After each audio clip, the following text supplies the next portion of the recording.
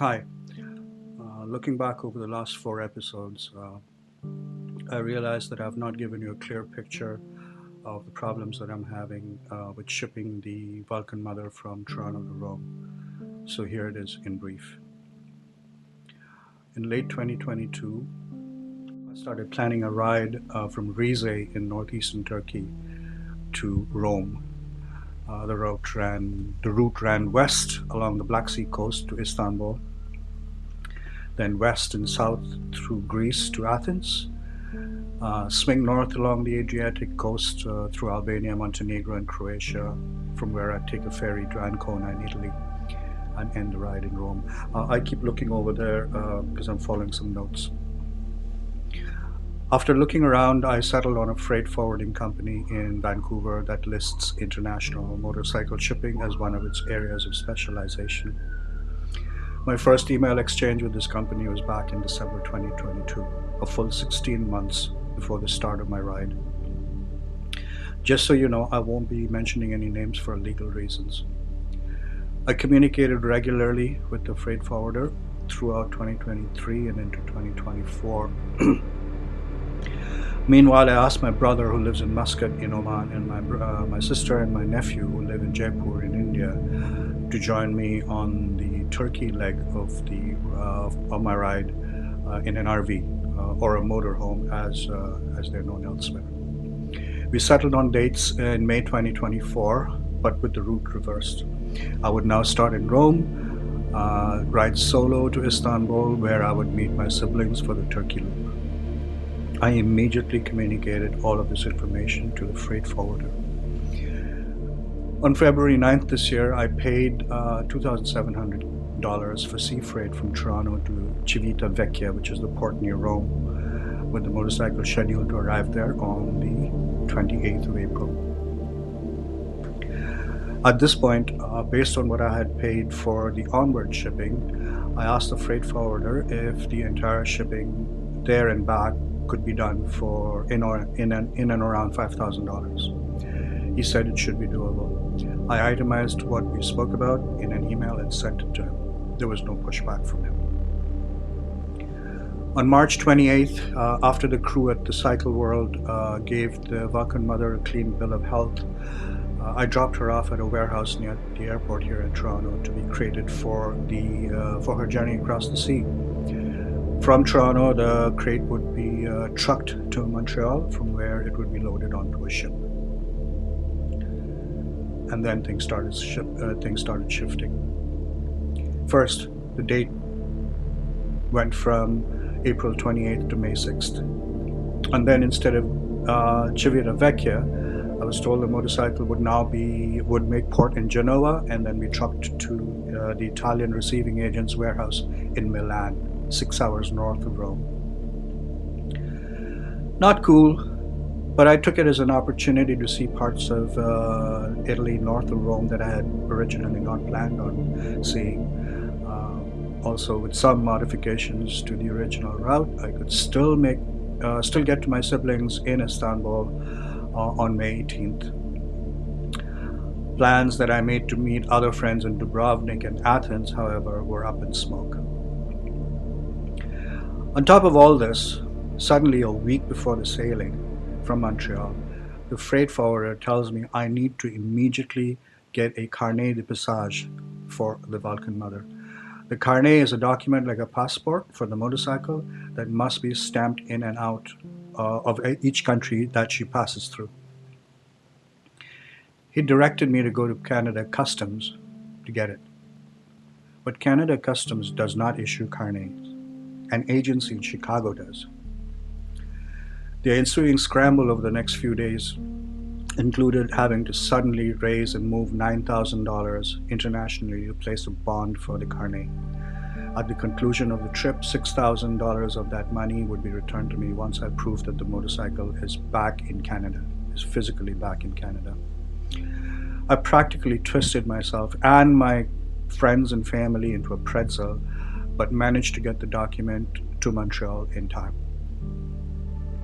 On April 16th, I was told the ship left Montreal, and I started keeping an eye on its progress via a marine shipping website, marine tracking website rather.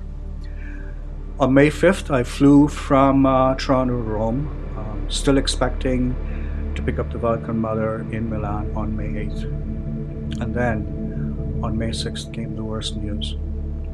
With no explanation, the container carrying the Vulcan Mother was moved to another ship at a southern Italian port called Gioia Tauro that would now only arrive in Genoa on May 10th. And the container would be unstuffed, as the agent said, the Italian agent said, 3 days later on May 13th. What in the actual is this? 3 days. Milan is only 150 kilometers or 2 hours north of Genoa. Why would it take 3 days? So I've been stuck in Rome, trying to make the best of it, as you can see from the last 4 episodes.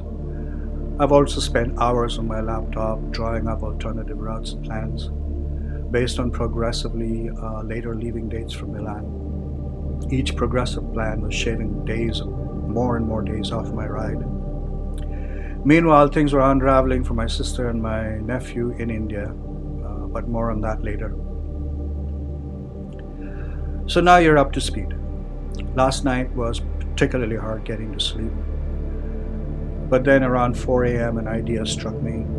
Maybe I can rent a car and drive up the west coast of Italy to Genoa. I won't be on my motorcycle, but at least I'd see rural Italy. Allison had suggested a few interesting places between Rome and Milan. I strung those into a driving route on a map and finally fell asleep, feeling better for having some sort of a plan now. Alright, more bad news. My sister and my nephew's visa application for Turkey has been denied.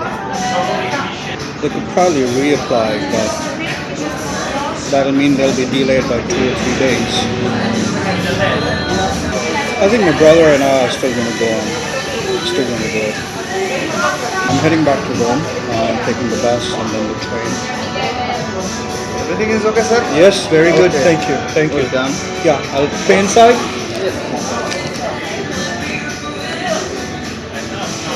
Yeah, I asked for croissant with cream cheese. They'd never heard of that. When I asked for croissant with just butter in it, they were again confused. Finally, they picked up on the cheese bit of it, so the guy went and got this huge slice of cheese, stuffed it inside a croissant, and that's my breakfast. I'm okay with it. That's good. That'll keep me going for a bit.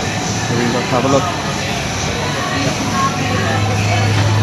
Nice cup of cappuccino. All right. It's now 10:30. My bus is at 12:30, so I still have 2 hours.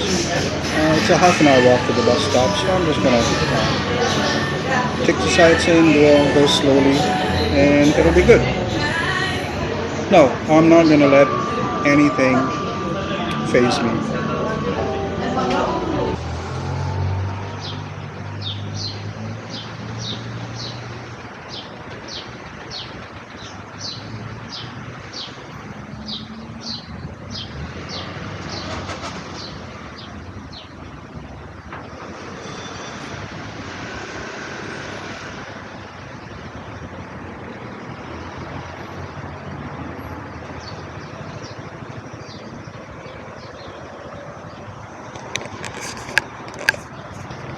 A little roundabout in Pompeii.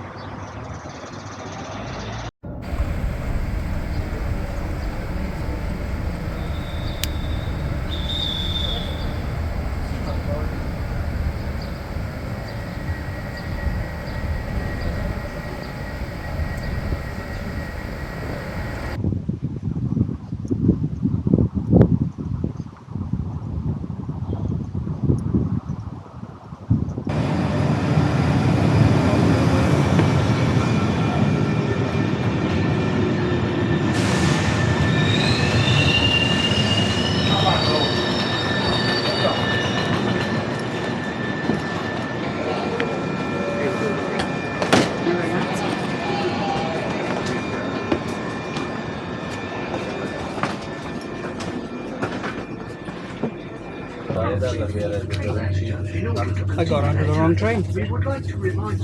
But anyway, this train is also going to Rome, so I'm alright. I'll be okay.